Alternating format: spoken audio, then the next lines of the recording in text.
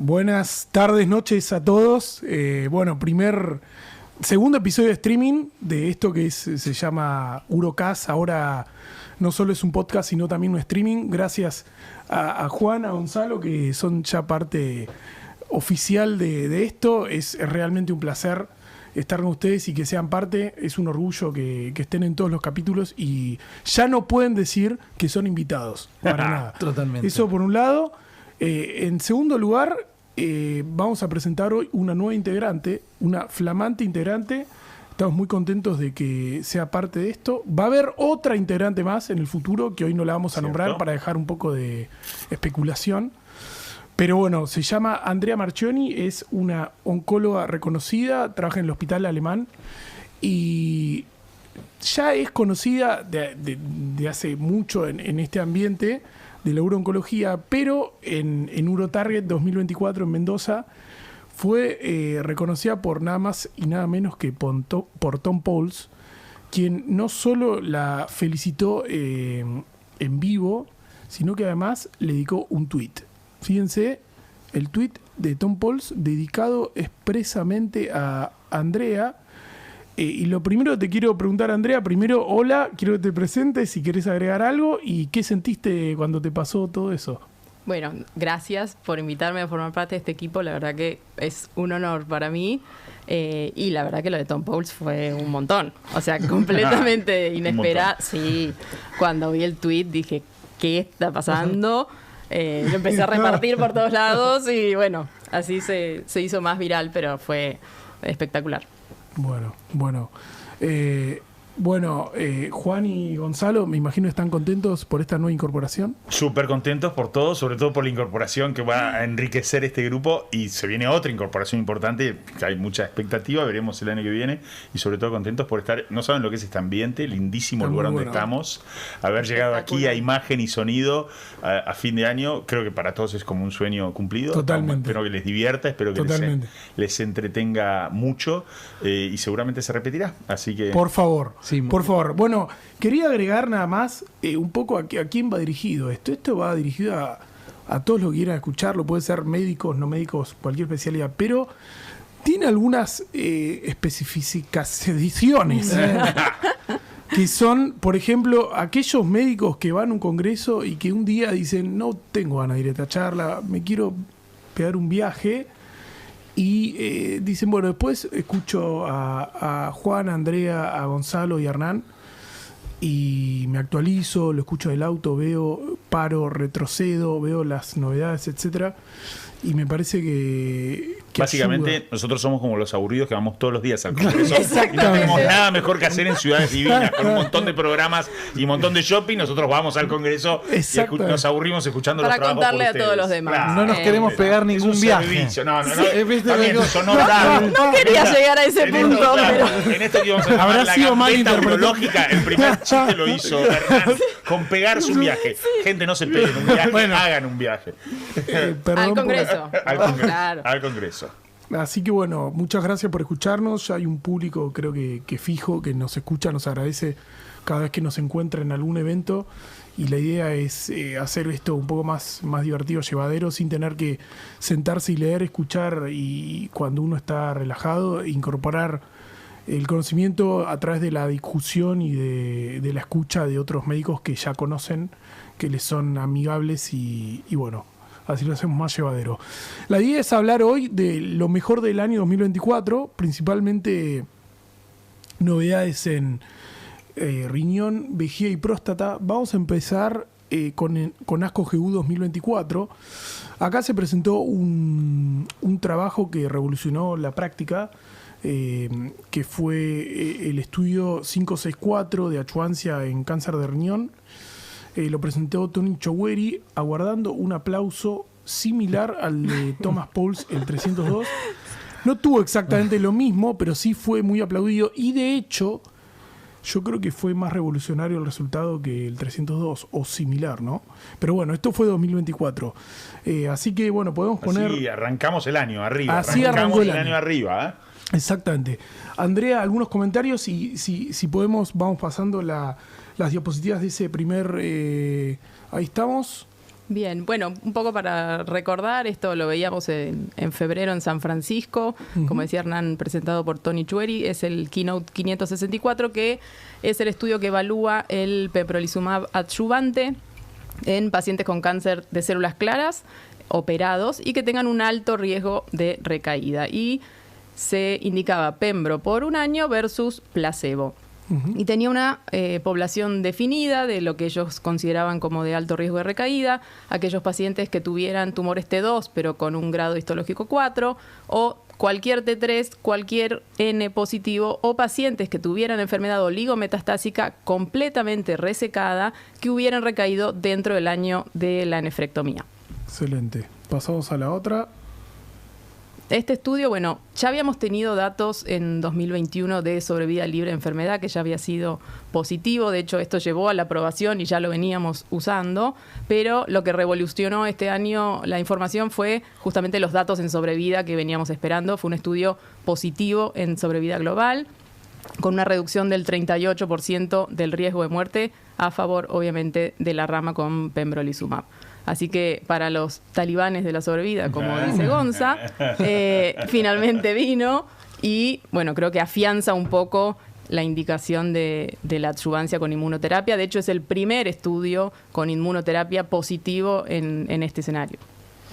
Juan, ¿qué te pareció todo esto? Yo creo que ustedes saben que yo no soy un talibán de la sobrevida. Nosotros hicimos el estudio en Fleming, estaba aprobado en Argentina antes de esta presentación y yo lo defendía antes. Obviamente lo defendía porque estando uno relacionado con Tony, sabiendo un poco de la cocina del estudio, tengo que ser sincero y decir que un poco sabíamos que se venía esto, claro, porque no es que esto fue una sorpresa para nadie, sobre todo Tony, pero la gente que estaba metida con el estudio y lo compartían en reuniones más íntimas lo decían, así que sabíamos que esto era distinto al STRAC, al estudio de sunitinib, era otra era, otro estudio completamente distinto. Yo quiero ir al hueso, ya que estamos, y quiero ir a qué pasa con los pacientes T3 grado histológico 2, de eso vamos a hablar, porque siempre es como el límite en donde el urólogo y el oncólogo empiezan a discutir, lo fresco o no lo fresco, y quiero ir a los pacientes M1-NED, les pregunto a ustedes y quiero escuchar a ver qué piensan ustedes, porque también lo que cambió mucho es el tratamiento sistémico de cáncer de riñón en este tiempo. Entonces algunos te dicen, no, si es un M1-NED, que eran estos pacientes metastásicos resecados, yo prefiero hacerle un combo, un tiempo, y consolidar el combo con una nefrectomía citorreductiva más una metastasectomía. Creo que es más activo, creo que es mejor para el paciente. Entonces me parece que son las dos áreas más de polémica que tenemos hoy en nuestra práctica cotidiana. No sé, ¿qué piensan de 3 grado histológico 2? Yo creo que para mí, en mi práctica yo lo uso ceñido al estudio, pero después obviamente selecciono en ese subgrupo paciente a paciente, quizás paciente muy añoso, obviamente pacientes quizás con alguna enfermedad autoinmune donde quizás la inmunoterapia no es una contraindicación absoluta, pero puede generar alguna dificultad, y en general lo hablo con el paciente, pero a priori mi decisión o mi propuesta es en el T3, aunque sea de bajo grado, hacer adyuvancia. ¿Y M1-NED qué haces?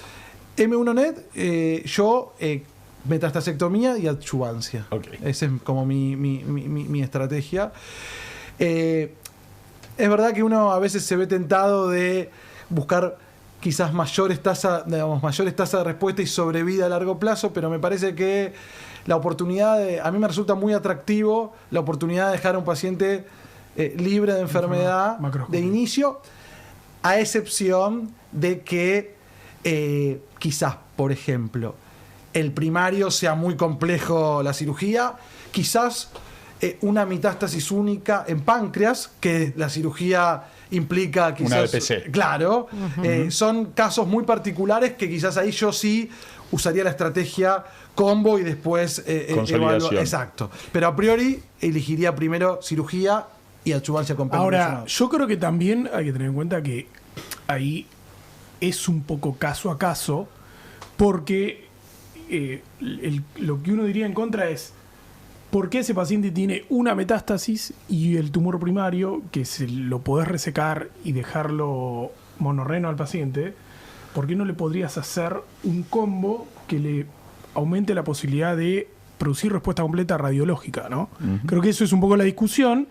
Y si le producís respuesta completa radiológica con un combo que genera duración de respuesta a largo plazo, lo dejás con su riñón con respuesta completa radiológica sin someterlo a riesgo de cirugía Y además, hay que decir que este estudio del 564 con esa población M1 resecada, que tiene que ser una sola lesión, también hay que entender que no está enfrentado con un esquema de primera línea en un fase 3. Entonces, bueno, son todos argumentos donde uno no puede decir esto es lo único que se puede hacer. O sea, hay que discutirlo un poco, creo. Tampoco tenemos respuestas tan altas, tasas de respuestas tan altas con los combos en el primario. Entonces, Exacto. quizás si tenés la oportunidad, coincido con Gonza, de, bueno, operarlo y si tiene una única lesión, yo hago eso y adyuvancia. André, en Eurotarget se preguntó y se discutió, yo dije una cosa, Martín Ángel Sí. dijo otra. El otro día me lo preguntó un colega chileno y dije lo mismo que dije en Eurotarget. Daniel Castellanos Sí, dijo otro pero también. de un caso con T1 sarcomatoide. Un colega chileno me escribe, un tumor de 4 y pico centímetros, 6% de componente sarcomatoide, resecado. Grado histológico 4, sarcomatoide, subgrupo con mayor sensibilidad a pembrolizumab, mayor beneficio de la adjuvancia, pero es en T1, tiene 4 centímetros y encima en un paciente joven. Yo en Eurotarget dije, yo le ofrezco pembro, creo que Martín Ángel fue el que dijo, yo no, yo le ofrecería control. Obviamente el otro día me consultó el colega chileno y le dije, yo le ofrezco pembrolizumab, si bien no cumple los criterios de inclusión, de hecho tengo un componente sarcomatoide, para mí marca el pronóstico, paciente joven, parece que lo merece. No sé si vamos a tener esa respuesta en algún ensayo clínico. ¿Ustedes creen que el componente sarcomatoide debería ser como sí o sí una razón para hacer inmunoterapia adyuvante? Pembrolizumab, no inmunoterapia, pembrolizumab o no, o ¿qué harían con T1 grado 4, sarcomatoide? Yo creo que está claro, no solo en urooncología, sino en la mayoría de los tumores, que la biología es más importante Que la anatomía. que la anatomía. Sí. Bien, me gusta. Me Entonces, gusta esa manera de pensar. Me gusta tu manera de pensar. Hay un para- chiste con respecto a eso, pero no lo voy a hacer. para mí- en este primer podcast. En el próximo voy a hacer ese tipo de chistes. Para mí es biología mata anatomía, Bien, digamos. me gusta. Así Bien. que... Y yo le sumo una pregunta que me hizo el otro día un paciente. El otro día un paciente se había operado y tuvo una recaída única 2 años después, Ah, pero nunca le habían hecho una tomografía de control. Y el paciente con mucho tino me dice, ¿y pero yo cómo sé ¿A la que no lo praxis? tenía hace un año atrás, me venía Gonzalo? creciendo. Ustedes con el tema del tiempo, obviamente que en algún momento hay que poner el corte, ¿no? Y, Claro. y hay que seguir ciertos estándares, pero ¿qué piensan? Yo no le ofrezco a ese paciente tratamiento. Yo creo que el año se puso para que sea riesgo intermedio, obviamente, porque ese es el criterio para riesgo intermedio, recaer dentro del año. Y los riesgos también aprendimos que tiene algo de biología, favorable, intermedio, pobre. Yo no le ofrezco a ese paciente. Porque además, si creció lento en 2 años, más razón Totalmente. para pensar que la biología no es tan agresiva. Eso fue lo que yo le dije. Y teniendo la opción hoy de hacer un combo, ni bien se vuelva metastásico, no. Cirugía metastásica. Tenemos todos pacientes curados con cirugía, metastasectomía, que llevan hace 10, 15 años una metastasectomía y nunca más recibaron, se curaron. Todos los tenemos en seguimiento. Sí. Hay gente que se cura con cirugía. Riesgo favorable, más de 1 año, recaída más de 1 año, y es riesgo favorable. Y esos pacientes se curan con metastasectomía. Yo no. Coincido. Cirugía y nada más. Coincido. Bueno, muy bien. Hernán, ¿no querés comentar vos? Porque vos haces muchos ensayos clínicos. Lo de que charlabas hoy, que nos contaste, lo de T3 grado histológico 3 en los nuevos ensayos. Bueno, genera un poco de discusión esto. Ahí sí podemos poner un poco una imagen confusa que nos regala la inteligencia artificial respecto de qué hacemos grado, diferentes cosas, ¿no? Grado, T, etcétera. Hay que tener en cuenta que los... La inteligencia artificial te generó esta esa imagen, mora, sí, esa esa mora. frambuesa, este fruto rojo Exacto. en el riñón. Es Eso eso, es un básicamente tumor. un fruto rojo en un tumor. En un Es riñón. tumor renal más esa escritura, y lo hizo ChatGPT 4.0. Bien. Bueno, la cuestión es que en el primer trabajo, como dijo Andrea, se incluían pacientes, en otros estudios de adyuvancia, se incluían pacientes con PT3 que podían ser grado 2 y se trataban, ¿sí? En el trabajo, un trabajo actual de la misma empresa que produce pembrolizumab, estos fueron excluidos y ya se toman pacientes que tengan PT3 grado 3. O sea, el grado... Subió el piso. Exactamente. Se subió un poquito el piso. Y el PT2 tiene que ser grado 4. Estas clasificaciones de riesgo intermedio alto o de alto riesgo parecen ser los causantes de que, por ejemplo, el 914 haya sido un estudio negativo, ¿sí? Pues yo de hecho incluí muchos pacientes que eran PT3 grado bajo. ¿Sí? Que se podían incluir. Creo que el mensaje es lo que decía Gonza: biología mata anatomía. Exacto. Porque se le da ahora más importancia al grado que al T, ¿no? El grado es más importante que el T. Me parece que en general, yo por lo menos siempre miro más el grado que el T. Y de hecho, en el análisis de su grupo, el grado 2 da no clínicamente significativo, o sea, no estadísticamente significativo, por tanto, lo dejaron afuera. O sea que hoy, si somos estrictos, las guías dicen todos los estadios 3 hay que tratarlos, ¿sí? Ahora, si vamos de lleno a la evidencia y vemos los pacientes que incluyó el 564, tendríamos que entender que deberían entrar aquellos pacientes con T2 grado 4 y con T3 grado 3 hacia adelante, ¿sí? Obviamente los T4 también deberían tratarse y los N1 también, que ya son pacientes de alto riesgo. Es controversial en esos estadios 3. La verdad es que yo personalmente recomiendo tratarlo más allá del grado. ¿Cuál es el fundamento? Bueno, que el fundamento principal, que los endpoint primarios matan los análisis de subgrupo, ¿no? Entonces, la potencia de la evidencia que tiene el grupo inicial que se tomó es mayor a ese forest plot que demostró que grado 2 no se benefician. Bueno, creo que con eso estamos. Este estudio lo ponemos también en la terna de los mejores trabajos del año. Sí, señor. Está para pelear. Muy sí. esperado. Está para pelear. Bueno, ahora pasamos a el 67T, ¿sí? Que simplemente lo nombramos para que piensen y se imaginen un poco que un paciente los llama y les dice desde la farmacia: me acaban de dar el pembrolizumab o el nivolumab, ¿no? Creo que va a pasar, es el futuro, y permite que, digamos, los pacientes tengan que alejarse de los centros para recibir drogas de inmunoterapia que son muy bien toleradas, no tengan que exponerse a ir a un hospital de día, tener que hablar de Messi con otro paciente, La enfermera. con la enfermera, O de ponerse que tiene la solución para todos sus problemas, ¿no? que la enfermera tenga que hacer bueno, lamentablemente es algo que genera una carga para el paciente y que va a ser el futuro. Y solo decir que el estudio 67T randomizó a pacientes a nivo subcutáneo versus nivo endovenoso. Ya el nivo, obviamente, el Checkmate 025 había mostrado en segunda línea ser positivo en seguridad global contra el everolimus. Y bueno, lo que hizo este estudio, siguiente diapositiva, es, ahí vamos a la siguiente, demostrar básicamente que en términos de seguridad libre de progresión y de eficacia no es inferior respecto de la forma endovenosa, ¿sí?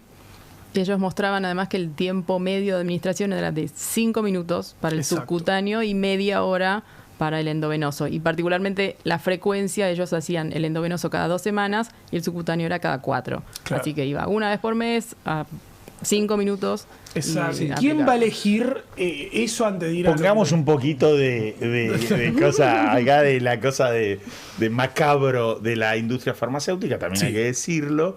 Siempre que vemos esto decimos, claro, pronto se les cae la patente de nivolumab, Ahí está. pronto hay biosimilares, Hay que buscar entonces hay una vía alternativas. alternativa, más intervalo, menos costoso, Irresistible, entonces salen a aparte. pasear, pelearle a los biosimilares. Es cierto, yo creo que hay algo de cierto, sería más lindo ver a la industria farmacéutica hacer estos estudios upfront, ¿no? Un Claro. poco antes. Antes No de esperar que- unos años. Cuando la y patente la está cosa arriba. empieza a decir, bueno, ahora vamos a sacar comprimidos con el doble de miligramos. O ahora vamos a sacar una. Lo hemos Para visto. mí que fue lo hemos pura visto casualidad, Juan. Sí, No pienses pura mal. casualidad, seguro que sí. Y No te por igual favor. yo creo que también tiene que haber un cambio de paradigma, porque yo, hablando con muchos colegas que hacen mama, que el trastuzumab es subcutáneo, los pacientes siguen yendo al hospital de día a aplicarse subcutáneo. Mirá. Pocos Pues pacientes no confían, que hacen no confían en las farmacias. No confían en las farmacias, les da miedo.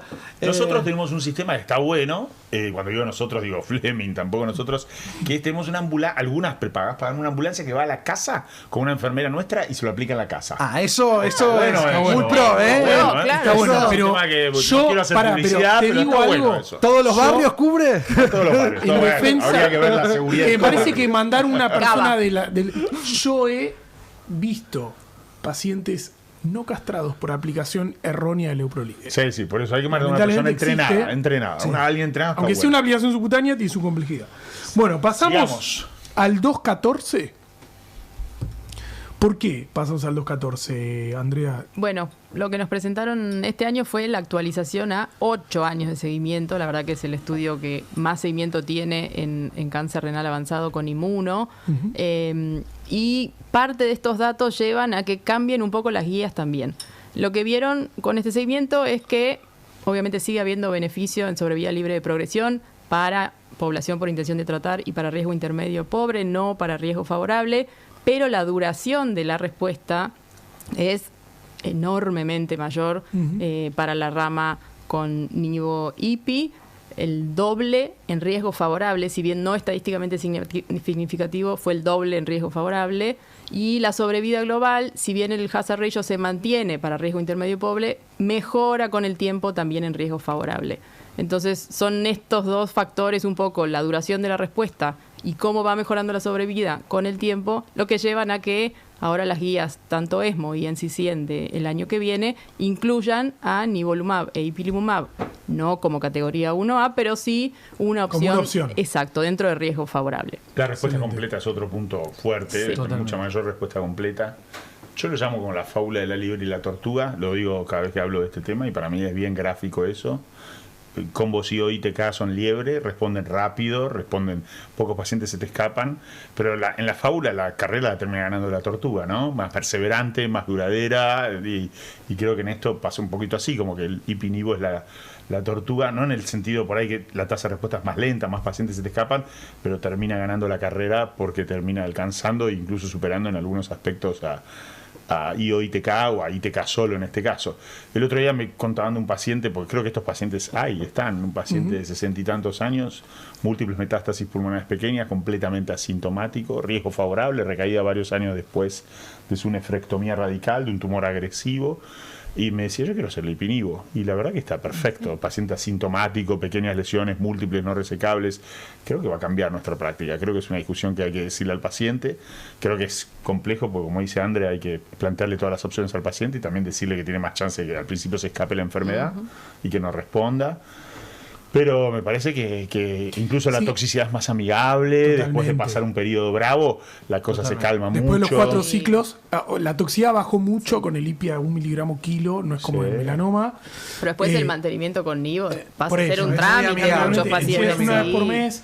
En estos casos hay demostración de que continuar con nivo más allá de 2 años funciona, pero además me parece importante decir que los pacientes que obtienen la respuesta completa inicialmente fueron 13% en riesgo favorable y que de hecho, si bien esto probablemente los pagadores no lo den, porque la aprobación es en intermedio y pobre, uno de los fundamentos que uno puede usar, si se fija las curvas de intención a tratar, de la sobrevida global, que incluye a toda la población, incluso el riesgo favorable, da mejor que el sunitinib. Yo creo que los pagadores sí lo van a dar, Hernán, porque, bueno, en algún momento las guías argentinas también van a reflejar eso, quién se va a oponer a ESMO en SCN. Y si lo pensás, yo creo que es más caro darte un combo IO-ITK.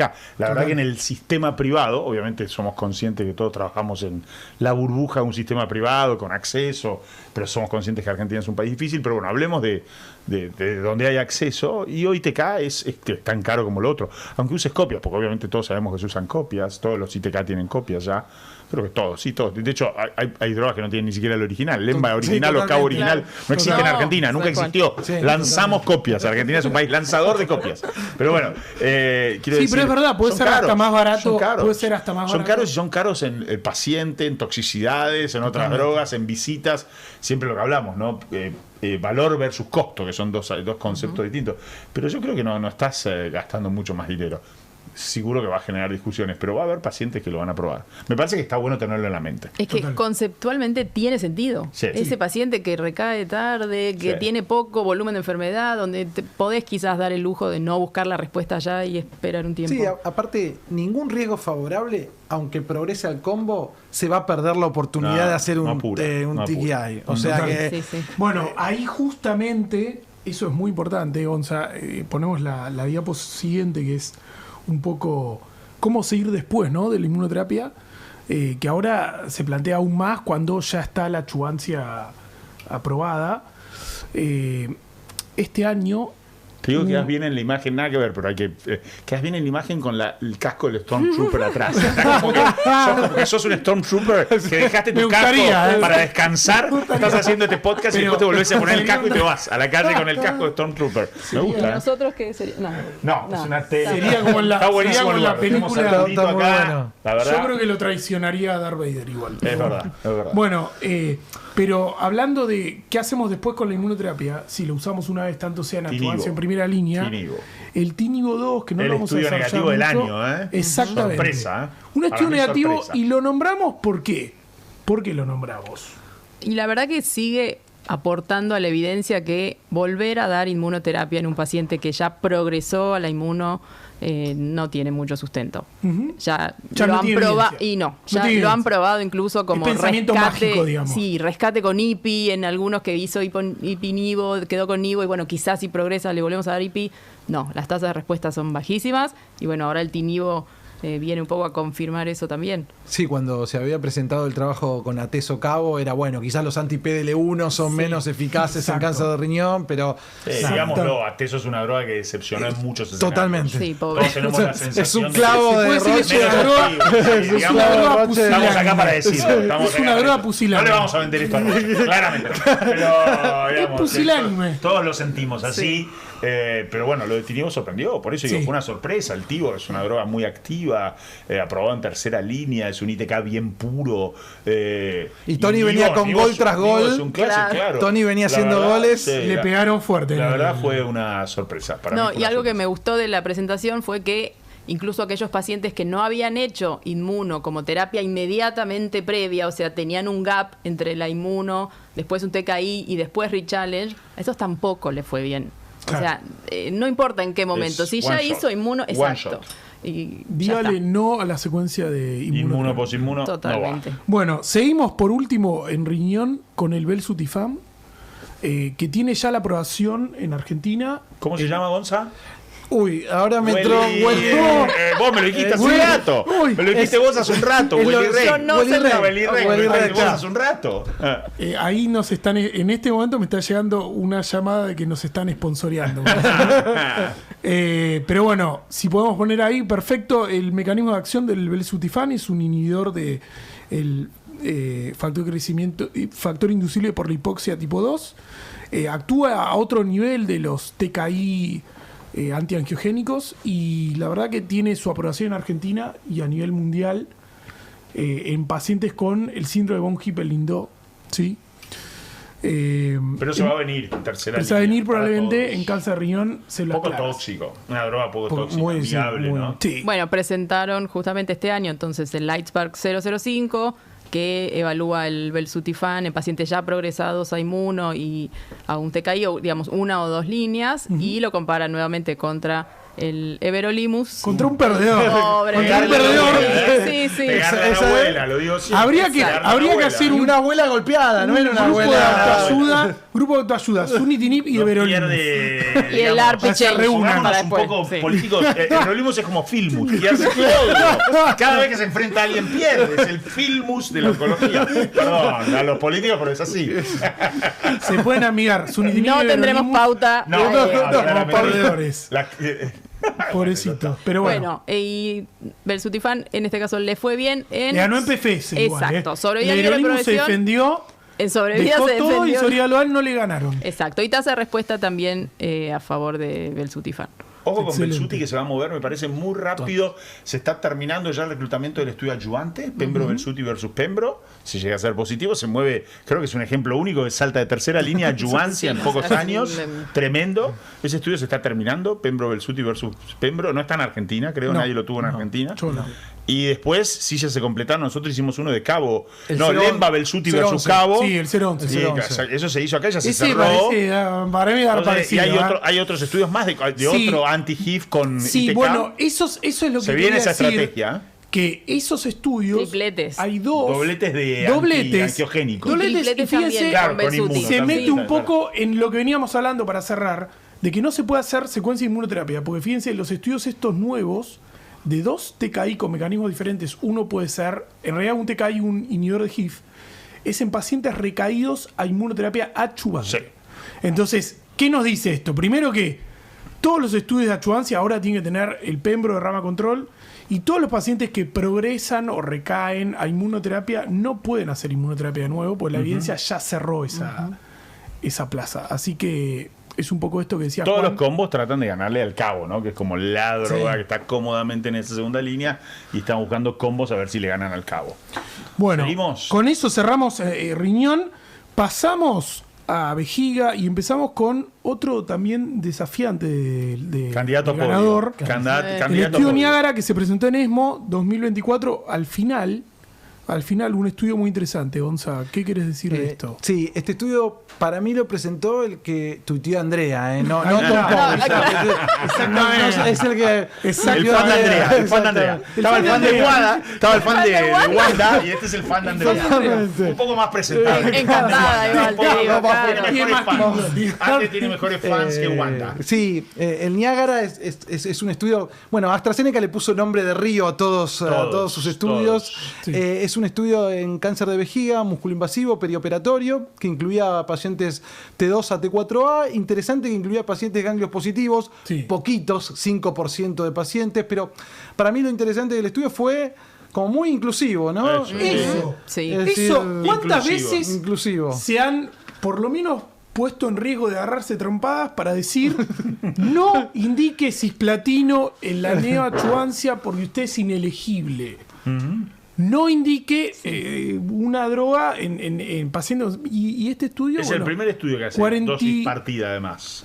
El día 1 y 8 Sí. de cisplatino, Un ¿no? 20% tenía Es, clearance en menos de 60. Pero ningún Exacto. estudio había hecho No. 1 y 8 de CIS, 30 miligramos metro 1 y 8. Dios, Sí. se anima, bueno, no solo incluir los que tienen 40 mililitros minutos, sino además hacer split dose, dosis partida, ¿no? Parece que la vieron esto de que el cisplatino funciona con, Sí, en la combinación. La vio Galsky hace rato, y Galsky lo viene diciendo hace rato, algunos lo escucharon, otros no. Estos lo escucharon. Totalmente. ¿Cómo los escucharon? Los del 901 también que vamos a hablar. ¿No?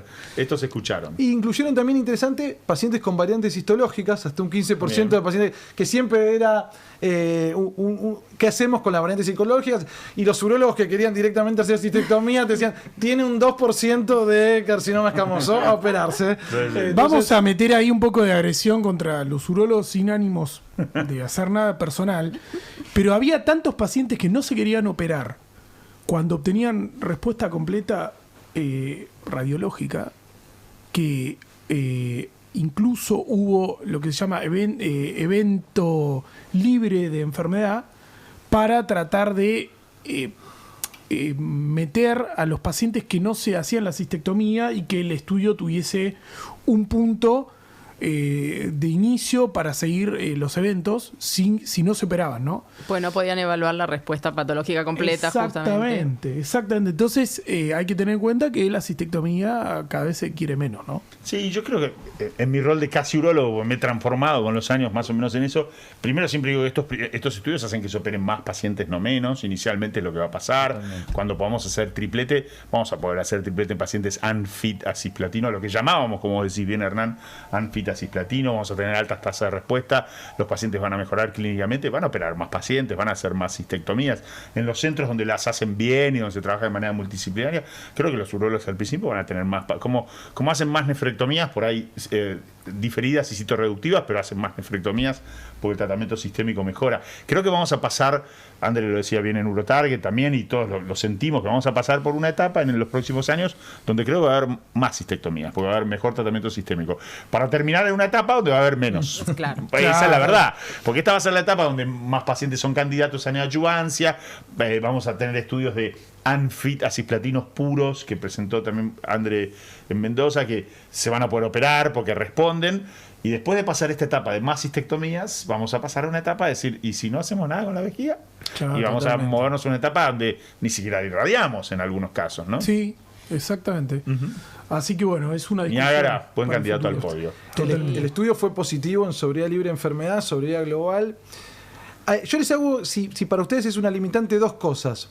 Una, que no incluía adjuvancia, la rama control no incluía adjuvancia con inmunoterapia. Y la otra, si creen que la tasa de respuesta, que no fue demasiado superior a otros esquemas, puede impactar al tomar la decisión, e incluso si quizás uno puede decir, bueno, el Niágara establece el estándar de durvalumab con un esquema basado en cisplatino, no importa si es CIGEM o es en BAC dosis densa. Lo plantean como posibilidad porque creo que con eso no va a haber problema de acceso, porque la quimioterapia en general no es un problema. Pero ¿quién se va a animar a hacer dose dense en BAC y Durva? Uf, me parece mucho, Gonzalo. Como que el paciente va a vivir en hospital de día. Hay un estudio Aura con Abelu, creo que es, y dose dense. Sí, Abelu y dose dense en BAC. Pero creo que es demasiado. Es demasiado. Pero me parece que es demasiado. No creo que haya. Dose dense en BAC a mí es un esquema que me gusta, ojo, como en pacientes enteros y me gusta después del Vesper. Pero no, con inmuno no. ¿Se Parece- podría poner acá la lápida de BAC dosis densa? No sé si todavía es muy pronto. Todavía es muy pronto. No lo sé. Es muy pronto. Yo lo que creo es que es una crítica que el estudio, de hecho Tom Pauls lo dijo en Mendoza, que lo obligaron a hacer por lo regulatorio que sea perioperatorio y no sea de neoadjuvancia. Eso obviamente que le saca el poder de decir, bueno, ¿cuál de las estrategias es? Pero yo creo que aportan las dos. Me parece que, a mí, por lo menos lo dije una vez y lo digo de vuelta, creo que cuando vos evaluás solo quimioterapia, como hacíamos tradicionalmente, la respuesta completa es lo que te marca mucho cómo va a ir el paciente, y le va bien al que hace respuesta completa patológica y le va mal al que no hace respuesta completa patológica. Creo que la inmunoterapia en el escenario preoperatorio agrega un poquito, quizás hay sinergia y no potenciación con la quimio, hay sinergia, y te agrega un poquito de respuesta patológica completa, porque lo vemos comparado con la quimio, pero me parece que aporta mucho en el escenario adyuvante, justamente, porque me parece que es el primer tratamiento que tenemos que puede rescatar, entre comillas, esos pacientes que no hicieron respuesta completa. Claro, bueno. Y que, sin embargo, Es se el punto, curan. pero acá entiendo lo vimos, yo- obviamente, en el acá entiendo 274, yo que- ¿no? Y eso acá no lo entiendo veías. yo, Sí. claro, que a los pacientes se les hacía independientemente de la Sí. tasa de Claro, respuesta. si el paciente con respuesta completa requeriría hacer Sí. adjuvancia, Exacto. o sea, por el Entonces, protocolo sí, pero eso sí. uno les saca después el dato por ahí de análisis de realmente con qué se benefició más, ¿no? Pero bueno, yo creo que eso es una cuestión que lo aclararon, que fue una cuestión regulatoria. Después la excusa de no poner la adjuvancia con nivo en la rama control es que no es un estudio todavía positivo en sobriedad global. Eso es. Bueno, Es una tendencia, probablemente sí, esté. y lo presentó Galsky en el Congreso Urológico Europeo este año, y ya los Hay números una dan tendencia. pero el Niágara incorpora la adjuvancia, no creo que esté tanto para polémica, porque el Niágara, lo único que agrega el Niágara, más allá de que sea la droga durvalumab, es de lo que venís haciendo, Sí. que le vas a hacer inmunoterapia con la quimio, porque bueno, lo que venimos haciendo La es combinación, claro. neoadjuvancia con cisgem, Claro. o dose dense en BAC, pero quimio, neoadjuvante, cirugía, y si queda con enfermedad músculo-invasiva, adjuvancia con nivo. Eso es lo perfecto, lo que uno debería hacer, ¿no? Sí. Entonces esto te agrega la inmunoterapia al principio, y es verdad que quizás sobretratas a algunos pacientes que hacen respuesta completa.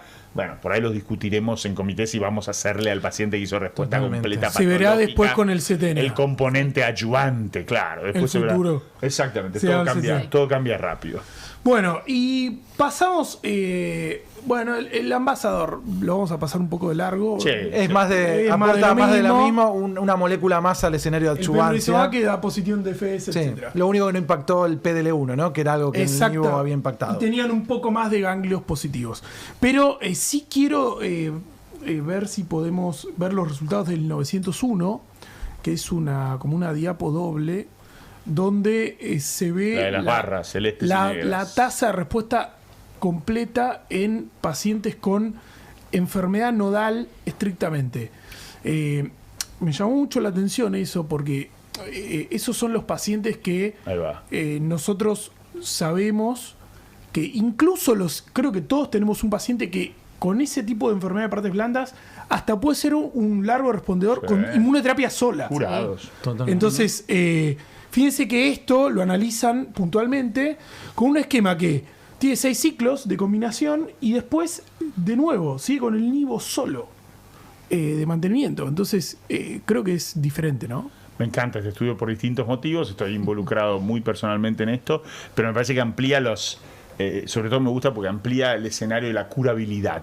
Me parece que hoy si haces una tomografía y tu paciente tiene un cáncer de vejiga y tiene un par de ganglios de 1.3 centímetros, 1.5 centímetros, 2 centímetros en la pelvis y el imaginado te dice, che, esto es metastásico. Bueno, ok, hacemos triplete, doble quimioinmuno, hace respuesta completa y como decimos, se discute la posibilidad de irradiar la vejiga, operar la vejiga y después hacer inmunoterapia ayudante. Digo, están las guías, vos lees en SSN y te dice triplete, y si hay respuesta, discutir cistectomía, discutir radioterapia. Entonces me parece que amplía la potencialidad de curabilidad a pacientes ganglios positivos que antes decíamos, bueno, es metastásico y lo poníamos en un Javelin. Me parece que... Y está muy bueno cómo lo analizaron, ¿viste? Sí. O sea, fíjate, pusieron retroperitoneo, ganglios pelvianos y realmente la respuesta se mantiene incluso con metástasis nodales a distancia. Nosotros tuvimos un paciente, lo cuento siempre, le pongo un nombre de fantasía porque nos regalaba pastafrolas muy ricas, así que lo llamamos pastafrola. En serio, lo presento como pastafrola en las reuniones, que tenía un ganglio metastásico mediastinal grande y el primario puesto. Y el paciente hizo respuesta completa mediastinal, hizo respuesta completa del primario, ya terminó su tratamiento hace casi 2 años, está sin tratamiento, libre de enfermedad, nunca le tratamos el primario. Me parece a mí es un estudio que me encanta. Es una satisfacción enorme porque sentís que lo curaste realmente. Sí, yo creo que eso es el cambio más grande en vejiga. Creo que el triplete es el tratamiento de inicio que vamos a querer hacer siempre por ahora y creo que se lo vamos a hacer a pacientes localizados, a pacientes metastásicos ganglionares y creo que vamos a tener gente que va a vivir mucho tiempo y alguna que se va a curar. Sin ánimos de ir en contra de Rafa, que también puede ser un auspiciante nuestro. EB302. EB302. Pembro. Exacto, ahí está. Ahí me están vamos llamando. A ver seguro el dato pero realmente no tenemos esos datos todavía. Si agarramos toda la población de pacientes, es el esquema que más tasa de respuestas tiene, más sobrevida tiene más de 30 meses de psorial oval, duplica la quimioterapia, pero hay que tener en cuenta que hay algunas pistas de que después de los 10 ciclos del EB, donde uno tiene que ya ir ajustando la dosis o cortando el... Ese fui yo, perdón, casi hago... No pasó nada, un audio, no pasó nada. Digamos, el problema es cómo se sigue después con el tratamiento y ver si la inmunoterapia sostiene la respuesta. Lo cual sí lo vimos en estos resultados con el 901, hay que ver a largo plazo. Y también hay que entender que si bien hoy es el que domina la escena porque tiene mayor tasa de respuesta en la población global, también hay que entender que es un esquema más tóxico. Sí. Y además es una cuestión de acceso, les ha pasado. A mí se me pasó. Pedís EB302 en un paciente y te dicen, bueno, te doy 901. Claro. Bueno, ahí si tengo un paciente con enfermedad ganglionar, fit acisplatino, te acepto un 901 sin dudarlo. Buenísimo, dale, dame un 901. Tiene enfermedad ganglionar, es fit acisplatino, le hago 901. Y aparte nadie te puede decir que no. Claro. Está mal porque son los dos categorías. Ahora, entonces está bueno para eso, para tener una opción B, ¿viste? O sea, bueno, yo le pregunté a Tom Pauls, tomé el atrevimiento de qué pensaba en estas nuevas moléculas, por ejemplo, anti-HER2, anticuerpos de los conjugados, que van contra el HER2 en vejiga. Digo, teniendo enfortumab, ¿qué rol vienen a jugar esas que son específicamente para HER2 positivo? Y él lo que me decía es, bueno, justamente el enfortumab al tiempo es muy tóxico. Quizás si tenés un paciente que es HER2, lo podés pasar a este tipo de moléculas que son mucho menos tóxicas. Y me pareció súper interesante el planteo, porque la verdad que por ahí no podés mantener en el tiempo mucho EB-Pembro. No. Y estas otras drogas quizás sí. Sí, son drogas de nueva generación que cambian el perfil de toxicidad. Sí. Pasamos rápidamente a próstata, porque ya nos estamos quedando sin tiempo. Y el título de próstata, creo yo, que lo usaban mucho los radioterapeutas, que es Dose Matters, o sea, la dosis importa. Dose matters. Los radioterapeutas siempre jugaban con Muy este bueno, concepto. muy bueno. Sí, los radioterapeutas. ¿Por qué? Porque uno va a congresos de radioterapeutas y siempre jugaban con este dilema de la dosis importa. Porque hicieron durante muchísimos años trabajos de distintas dosis. Y claro, como mucho de la sobrevida de los pacientes y la curación estaba en la hormonoterapia, en la duración de la hormonoterapia, en qué incorporabas a la hormonoterapia, como que ellos se quedaban siempre cortos en decir, che, tenemos un estudio que demuestre que las dosis que damos importan, y la verdad que se quedaban siempre cortos con eso. Entonces discutían si la dosis importaba o no, porque al final más dosis, más toxicidad, y no podías demostrar que eso aumentaba la sobrevida. Al final parecía que todo era la hormonoterapia o irradiar la pelvis en vez de la dosis del primario, y este tema de la dose matter, que ellos siempre decían, no lo podían demostrar. Y este año tuvieron no uno, sino 2 estudios donde de alguna manera lo que demostraron es que la dosis importa. Me parece que el primero es el estudio francés, el Chetuca Fu18, que es un estudio que fue el primero histórico, ¿no? Donde la dosis importa. Está bien, porque otra crítica le hacíamos siempre a los radioterapeutas es que en pos de demostrar que la dosis importa y hacer altas dosis, hacían un mal tratamiento hormonal. Claro, a la par de su radioterapia. Para intentar compensar. Claro, ponían demasiada importancia en la dosis, pero se quedaban cortos con la hormonoterapia. Y en el estudio francés hicieron las cosas bien, porque empiezan diciendo, ok, el estándar es 3 años de bloqueo, eso está en todas las guías. Empezamos, todo el mundo hace 3 años de bloqueo, no cometamos el error que cometimos siempre históricamente. Y sobre esos 3 años de bloqueo, hagamos 80 centígrados, que se puede hacer, claro, en alto riesgo, obvio, que se puede hacer con técnicas modernas, y lo lograron, con un largo seguimiento. 10 años de seguimiento. Por eso, lleva tiempo, ¿no? Lleva tiempo, eso es así. Ahí lo tenemos, lleva el tiempo. estudio. Cuando vos le haces 3 años de bloqueo a un paciente, es un montón, vos sabés que para que empiece a recaer tienen que pasar 5. Sí, claro. O sea, empiezan a recaer y a hacer metástasis y a morirse a los 5 o 6 años. Esta es la verdad. Si querés demostrar sobrevida, te tenés que arrancar la cosa. La pelea arranca a los 5 o 6 años. Porque hasta ahí no se muere nadie, digamos las cosas como son. Entonces, hicieron las cosas bien, lo pudieron demostrar. Un poco lo sabíamos, ellos lo hacían, pero hay una evidencia para decir hay que hacer técnicas modernas y la dosis importa.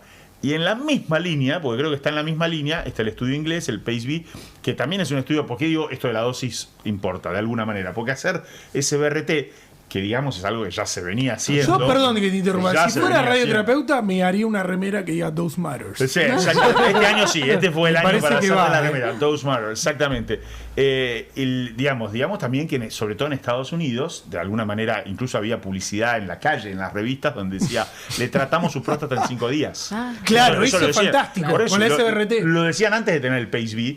Porque, bueno, pero está bien, hacer SBRT es, digamos, reforzar el mismo concepto, que es la dosis importa, porque cuando haces un hipofraccionamiento extremo, lo que estás haciendo es trabajar sobre el cociente alfa beta. Básicamente la célula de cáncer de próstata tiene más capacidad de reparar que de dividirse, entonces es más sensible a dosis más altas, porque le haces más daño y no es capaz de reparar eso, es más letal para ella.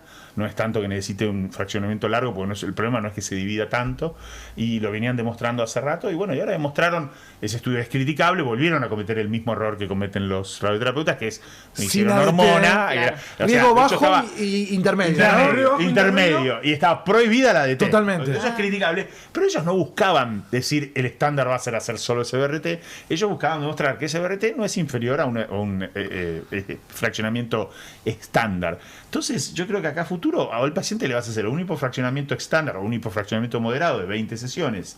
Tenés que usar técnicas modernas como IMRT o IGRT, pero con dosis altas, llegando hasta 80, o una bioequivalencia que sea 80, o vamos a empezar a hacer SBRT también con un bloqueo. O sea, vamos a tomar lo mejor de los dos mundos. Paciente de riesgo intermedio pero favorable, creo que es SBRT y está bien ADT. vendido el hecho de esto. La dosis importa. Sí, pero aparte esto de te trato en una semana. Sí. Realmente eso es muchísimo, y a un paciente obviamente lo mejora, y además eso es la no inferioridad de este estudio. A mí... Pero hay que ver después la eficacia, ¿no? Me parece que es muy importante eso. Cuando tenemos la charla con los pacientes, hablamos mucho de radioterapia en mi práctica con los pacientes, y son pacientes con acceso, también me hago cargo de esto, ¿no? Entonces cuando le decís, mira, para hacerte tratamientos y perfeccionamientos moderados, ya que son 20 días en vez de 40, o para hacerte un extremo, que son 5 días, en general lo vas a tener que pagar, digamos, las cosas Claro, como sí, son, claro, no por los supuesto. cubren las prepagas, digamos, las cosas como son. Los pacientes tienen que pagar y tienen que pagar una importante cantidad de dinero a veces. Pero muchos terminan decidiendo pagar porque lo liquidan en una semana y porque no quieren estar un mes o 2 meses porque tienen un viaje, porque cosas familiares. Entonces creo que para los pacientes es tan importante hacerlo rápido que están dispuestos a pagar bastante dinero para hacerlo rápido. Así que creo que va a ser una cosa que se va a imponer. Por ahí nos va a servir para lograr más acceso y más cobertura. Por ahí si se empieza a indicar más, digamos. si entienden esto de costo-valor, es verdad que es más caro, pagás más plata en el momento, pero si vos ves lo que pierde el paciente por ir 1 mes o 2 meses al centro, los viajes... Y ninguno fue más tóxico, ¿no? Eso. Eso también, porque Sí, es la verdad. toxicidad fue comparable. Quizás el SBRT los primeros 2 años un poco más de toxicidad urinaria, Claro. pero a largo plazo no fue más tóxico. La tecnología es clave. O sea que dejamos también, dejaron huella en este podcast, este streaming, los radioterapeutas, podemos decir como conclusión La que dosis importa. la dosis importa y cuanto más alta la fracción, más se perjudica el tumor, se beneficia el paciente y además acorta el periodo de exposición a Sí, los rayos. señor. Sí, señor. Así que Y tenemos otro candidato al podio en próstata, ¿no? El PIS-3. estudio PIS-3, tal cual, el renacimiento del radium, para decirlo de alguna manera, ahí digamos. está. Es así, Renacimiento. renacimiento del radium. Yo el otro día preparé una charla y puse una foto de un salvavidas y al lado le puse PIS-3 y un señor ahogándose y le puse Radium 223. ¿Exageré? ¿O está? Pero no, está bueno. Lo que vos comentemos eso que dice Gonza, es buenísimo. El estudio, viste que a veces dicen se gana, se empata o se aprende. La derrota es para aprender, ¿no? Y me parece que el ERA 223 fue un estudio para aprender. Se cometió un gravísimo error que fue no dar protección ósea. Y el estudio fracasó por fracturas no patológicas, por fracturas osteoporóticas. Una Claro. locura. Sí. Y de hecho, el PIS-3 estaba en curso, frenó el estudio, enmendó el estudio y cuando fueron a ver, también se le estaban fracturando los Sí. pacientes en el PIS-3. Y dijeron, che, pará, se nos fracturan igual que el ERA. Lo cortamos acá, enmienda, es obligatorio usar agentes de protección ósea. Siguieron para adelante y tuvieron éxito. Pero era impresionante el número Y ahí, de fracturas que tenían. mirá, Juan, explicar un poco más ahí con la diapo para este estudio que bueno. Bueno, fue es un presentado. estudio, como siempre, también me gusta decir que el Standard of Care cambia más rápido de lo que se completan los estudios. Claro. Entonces vos tenés que encontrar un paciente que ya es difícil de encontrar, que es un paciente que tiene cáncer de próstata, resistente a la castración, metastásico, con patrón predominante óseo, pero que no haya sido intensificado. Porque Exacto. estos son pacientes que no habían sido intensificados. Y hoy en día estos pacientes en tu primera línea de cáncer de próstata resistente a la castración, si haces las cosas bien, todos van a venir de un ARPI. De algún Sí. ARPI, el que hayas elegido, pero la verdad es eso. Leíste ARPI en la etapa sensible, porque hay ARPI para todos. Entonces lo difícil va a ser encontrar estos pacientes. Obviamente ENSA es un Standard of Care basado en el estudio Prevail, o sea, la rama control es la rama del estudio Prevail, que también es difícil encontrar un paciente para Prevail hoy en día. Y lo otro es Radium más ENSA, con protección ósea, fundamental, no nos olvidemos de eso, clave, calcio, vitamina D, denosumab, bosometa, clave. Y el estudio fue positivo en sobriedad global. Resurge el radium como compañero de ENSA y algunos lo que plantean. En este caso, perdón, Sí. incluye pacientes con metástasis óseas, pero asintomáticas Sí, o eso mínimamente también. sintomáticas, distinto de lo que era el Alzheimer, que Es era que cierto. tenía que tener síntomas y quedó como ese concepto de, Sí. no, el radium solo para óseas sintomáticas y Algunos lo ahora pensaban Y como aparte a mí paliativo. lo que me Exacto. llama de este estudio es que realmente la rama comparadora no es un perdedor como No, para no, decir, bueno, el radium realmente, o sea, evidentemente hay un mecanismo de acción y una sinergia entre los dos. Es uno ataca como un radioligando de cerca a la célula y el otro ataca sistémicamente. Yo el único grupo de pacientes que veo acá que siempre lo pienso es pacientes que hicieron docetaxel con ADT y empieza a subir el PSA lentamente, Sí. solo metástasis óseas, no tiene una progresión rápida. No hay muchos pacientes ya de eso. Hay pocos, Claro, un pero post-cáncer. sería para mí ese Karim paciente. Fizasi y otros animan un poquito más que vos, Hernán, y dicen el paciente que le hiciste AVI. Ah, mira. Y que lo intensificaste con AVI, le hiciste un Latitude, y entonces le diste AVI, ¿sí? O le hiciste ahora se me escapó el nombre del PIS-1, es el de triplete con AVI. Sí, sí, o le sí. hiciste un PIS-1, docetaxel, como vos decís, pero le hiciste AVI, quedó con AVI, tuvo un tiempo con AVI y ahora te progresa AVI. Bueno, ENSA tiene cierta Es un acción. mecanismo diferente. ENSA tiene acción pos-AVI, no tanto así AVI pos-ENSA. Entonces plantean eso. Ese paciente que viene con AVI, lo pasás a ENSA, pero le pones Radium. Vas a tener más, creo, de esos pacientes, si haces las cosas bien, porque si a la práctica hoy es agregar AVI a muchos, vas a tener más de esos pacientes post-AVI que van a hacer ENSA. Y le puedes agregar radium. Yo creo que ahí es una... Había algunos pacientes post-AVI claro, en el a ver. estudio. Sí, Eran muy poquitos, poquitos, pero Y existían. Y quizás habrá que pensar en el futuro si en ese paciente es PIS-3 o Talapro 2. Claro. Bueno, abrió el último tema, sacó el último tema. Abrimos el último tema y Sí. simplemente nombramos Sí, el BRCA-Way. Por favor, Juan. lo tenemos, lo dejamos, podemos también crear un poco de intriga para el próximo podcast, porque además está buenísimo justo sacar este tema ahora. Ustedes saben que también, hablando del BRCA-Way, que ahora menciono de Maja Hussein, pero se acaba de conocer que el Talapro fue positivo en sobriedad global para todos los pacientes, no solo para los mutados. Increíble. Va a ser un tema importante en San Francisco en un mes y medio, o sea que quizás después de eso podemos hablar mucho más seguro de inhibidores de PARP y de testear o no testear, así que es un buen teaser para dejar para la próxima podcast. Pero BRCA-Way nos dijo que es mejor la concurrencia que la secuencia. O sea, que ese estudio era un estudio muy pequeñito de Maja Hussein que hizo ahí en la Universidad de Chicago, que básicamente te hacía AVI y después OLAPA, o OLAPA después AVI, o los dos juntos, y la rama que ganó por goleada fue la de los dos juntos. Obviamente que no es un estudio pivotal ni regulatorio, pero es un estudio que muestra que hay sinergia entre las dos drogas. Y el Talapro, que es el estudio que combina las dos drogas más activas, farmacológicamente hablando, enzalutamida, potentísimo inhibidor del receptor androgénico, talazoparib, potentísimo inhibidor PARP, con más mecanismo de atrapamiento y por tanto más daño en el ADN. De hecho, es desafiante en manejo de toxicidad. Es el primer estudio de los 3 que conocemos que es positivo en sobriedad global. Vamos a ver datos en ASCO-GU y quizás no solo tratemos con inhibidores de PARP a pacientes mutados, lo cual no hay ninguna duda que hay que hacer, sino también a pacientes no mutados. Así que sin duda va a haber novedades en febrero. Excelente. Bueno, creo que nos queda podio, para ¿no? terminar el podio, ¿cuál es el mejor trabajo? Vamos a poner los 3 autores de las Me gusta verlos presentaciones. en vivo, ¿eh? Sí, La verdad que no sí. es lo mismo que está en la Nos falta traer a computadora. Silke Muy Gillesen, bien. nada más. Sí, Hemos traído a Tom. es verdad, que hemos traído a Tony. es accesible también. Sí, ¿no? sí, que estuvo en Brasil, estuvimos con ella en Brasil, Súper en la casa accesible. de Fernando Maluf, sí. La vamos bueno, a traer. De Suiza a Argentina no va a notar cambios. Se va a sentir como en casa. Por ahí te atropellan en la Al calle. centro es De lo mismo. Lugano, la podemos llevar a Villa Lugano. Viene de Lugano Claro. a Suiza Exacto, a Villa Lugano Lugano a 1 y 2. Argentina. Ese claro. programa. Pero bueno, elegimos un poco en forma privada, como previa. Creo que es el cambio radical de una práctica, el estudio del 564, el estudio de Tony Choweri fue presentado en ASCO-GU, básicamente porque es el primer estudio positivo de adjuvancia con inmunoterapia en tumores urológicos y es la única opción, básicamente. Sí. No hay, y ya todos los estudios tienen que ser comparados con esto, así que... Histórico, momento histórico. Es histórico. El segundo lugar, el Niágara, realmente también cambia la práctica y está comparado contra Gold Standard, porque la neoadjuvancia cisplatino gem es Gold Standard. Y el PIS-3 también es un estudio relevante porque demuestra sobriedad global en resistencia a la castración, lo cual es muy difícil en cáncer de próstata a estas alturas de la historia, ¿no? Tony, Tom y Silke. Exactamente. Estuvimos todos de acuerdo. Coincidimos. ¿eh? Estuvimos todos de acuerdo, Coincidimos sí. todos. Coincidimos. Sí. Hubo consenso, como Hubo consenso. Como APCCC. Hubo consenso. Hay consenso. Bueno, con eso terminamos. Muchas gracias por estar. Nos veremos en el próximo capítulo con una integrante más que no vamos a decir quién es. No spoiler. Epa, pueden votar. la próxima Ahí, vez- pueden, a ver si hay un ganador. Twitter, hacemos- El ganador se gana una beca Ah, un para congreso A Lugano, internacional. ir a uno. comer al Burger King de acá a la vuelta. Por ahora. Y bueno, la próxima vez los vamos a esperar en vivo para que participen e interactuemos incluso Sí, vamos. Buenísimo. Sumando en desafíos. el streaming. Muchas gracias. Gracias a Un ustedes. placer, gracias. Gracias, un placer. Chau.